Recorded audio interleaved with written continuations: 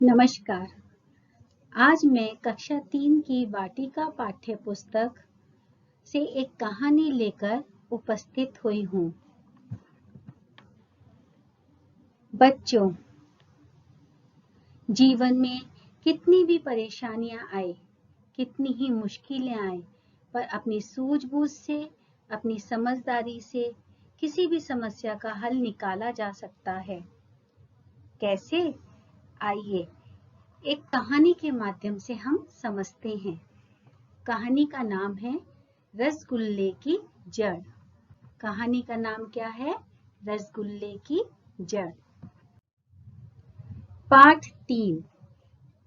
एक बार राजा कृष्ण देव राय के दरबार में ईरान का एक व्यापारी आया। राजा का नाम क्या है? कृष्ण देव राय। और उसके दरबार में कौन आया था? ईरान देश से एक व्यापारी आया था। व्यापारी कौन? जो सामान या माल बेचता है उसे हम व्यापारी बोलते हैं। राजा कृष्णदेव राय ने अपने एक मंत्री को उसके खाने और रहने का उचित प्रबंध करने का आदेश दिया। क्या कहा? कि जो ईरान से व्यापारी आया है उसका अच्छे से खाने पीने का ध्यान रखा जाए। एक दिन रसोइये ने भोजन के साथ मीठे में रसगुल्ले बनाए। रसोइया कौन? खाना बनाने पकाने वाला जो होता है उसे रसोइया कहा जाता है। व्यापारी ने कहा, मुझे रसगुल्ले नहीं चाहिए, पर क्या तुम मुझे रसगुल्ले की जड़ दे सकते हो? ये बात सुनकर रसोइया बिल्कुल ऐसे हक्का बक्का हो गया, कुछ नहीं बोला और सुनकर बोला, रसगुल्ले की जड़?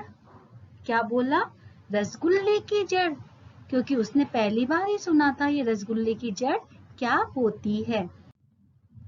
रसोइया व्यापारी की बात सुनकर समझ ही नहीं पाया और उसने राजा कृष्ण देव राय को अपने व्यापारी की मांग के बारे में बताया। जल्दी से गया रसोइया किसके पास? राजा के पास गया और उसने बताया कि व्यापारी क्या मांग रहा है। राजा कृष्ण देव राय को व्यापारी की मांग सुनकर हैरानी हुई, बहुत आश्चर्यचकित हुआ।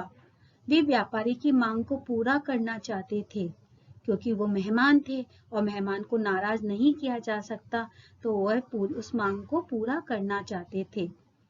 थोड़ा सोचने के बाद उन्होंने अपने चतुर मंत्री तेनालीराम को बुलाया। चतुर मतलब होशियार, चालाक, जो समझदारी से हर समस्या का हल निकाल लेता था, उसका नाम क्या था? तेनालीराम।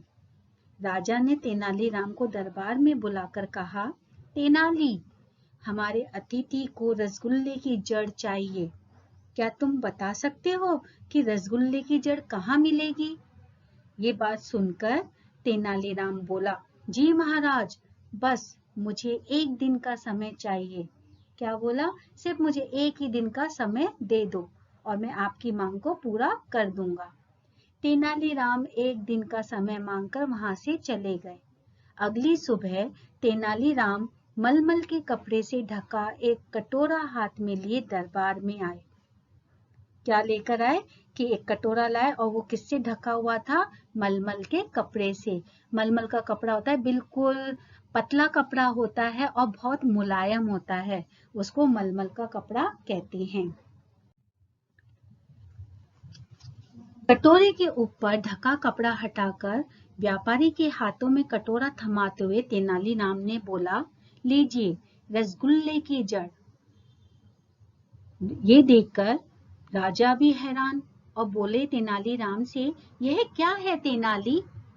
तेनालीराम ने कहा, मिठाई शक्कर से बनती है और शक्कर किससे बनती है? गन्ने से। ठीक है, शक्कर का स्रोत क्या है? जरिया क्या है? गन्ना।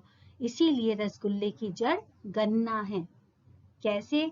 जब आप खाना खाते हो, रोटियां खाते हो, तो आटा है, आटे की जड़ क्या हुई? गेहूं। गेहूं पीसते तभी तो आटा आता है। तो ऐसे ही जब गन्ने का रस निकलता है उससे चीनी बनती है। शक्कर किससे बनती है? गन्ने से। तेनालीराम की होशियारी से सारे दरबारी, व्यापारी और महाराज कृष्णदेव राय ठहाके मार मार कर हंसने लगे। सभी तेनालीराम की बात से सहमत थे।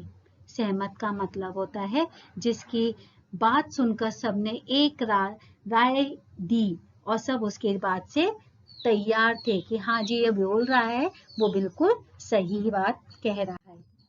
तो ये कहानी हमारी यहीं पर समाप्त होती है। अगली कहानी के साथ फिर मिलेंगे, तब तक के लिए धन्यवाद।